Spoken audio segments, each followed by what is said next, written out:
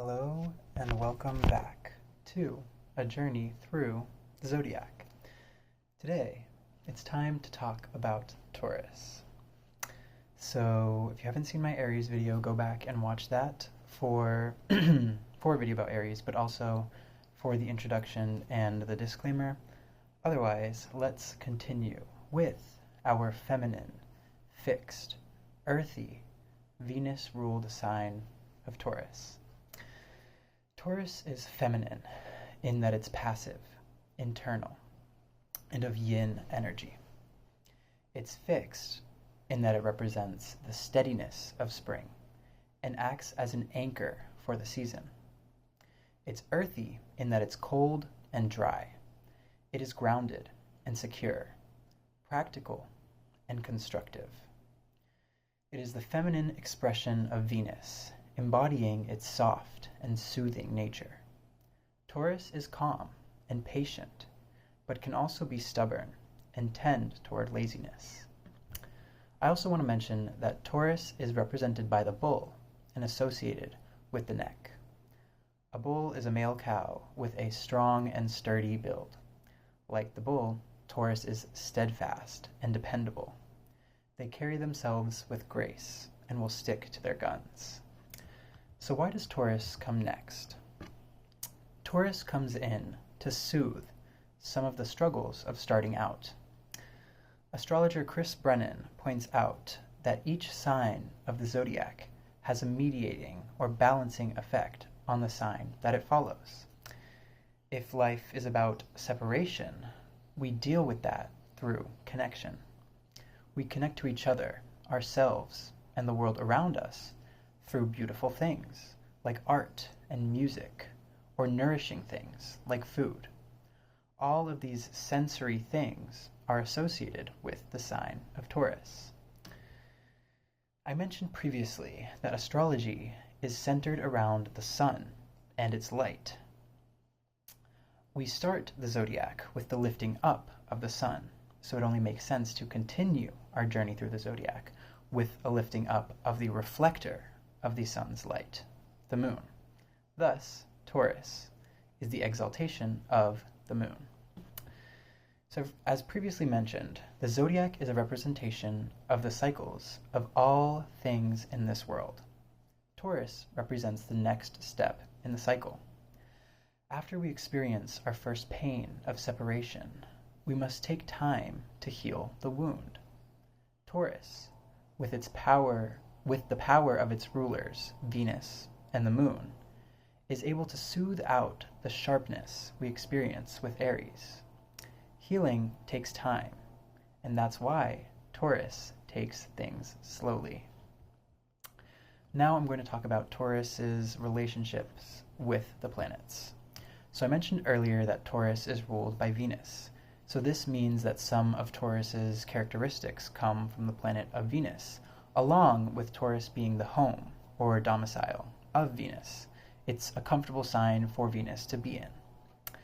Venus likes Taurus because it can do its job well. Venus is here to rest, to enjoy, and to create.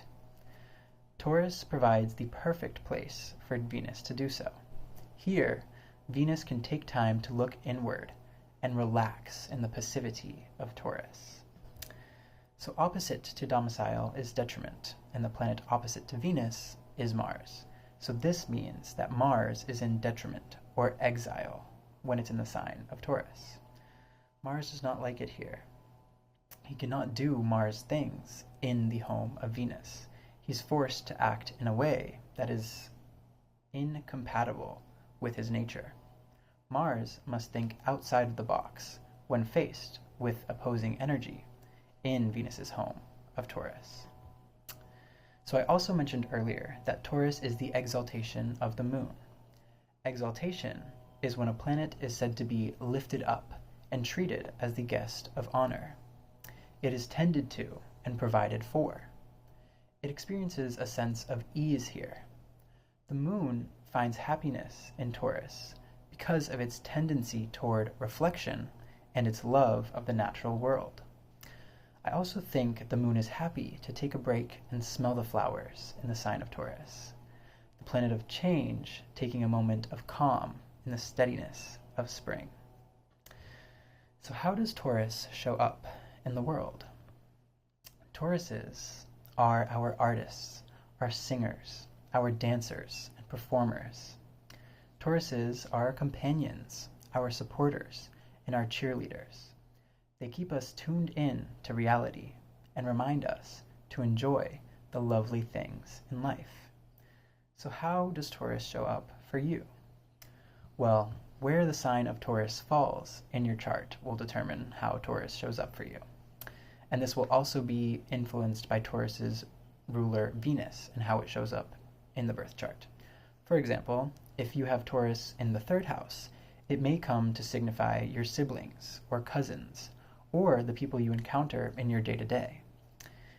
In this example, if Venus, Taurus's ruler, appears in the 5th house, you may draw inspiration from those close family members, or you could potentially have kids with someone you met on the street in your hometown.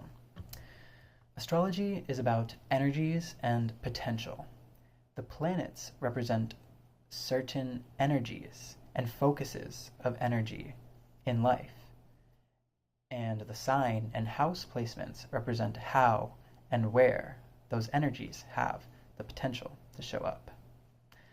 Okay, so that's all I have written about Taurus. Now I'm just going to ramble, talk a little bit about my experience with Taurus.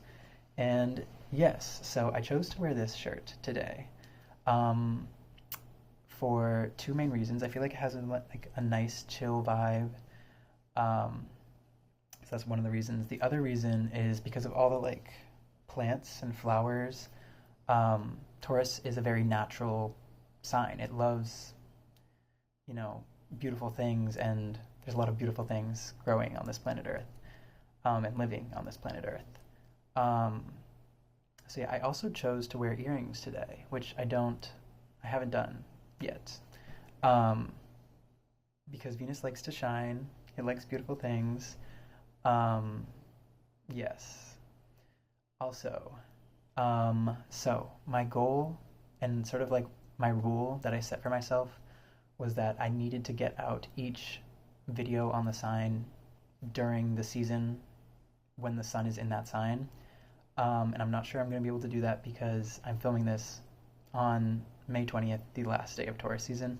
So it might be up during Gemini season, but just if you're watching this and it's not Taurus season, just take it as a reflective moment on Taurus.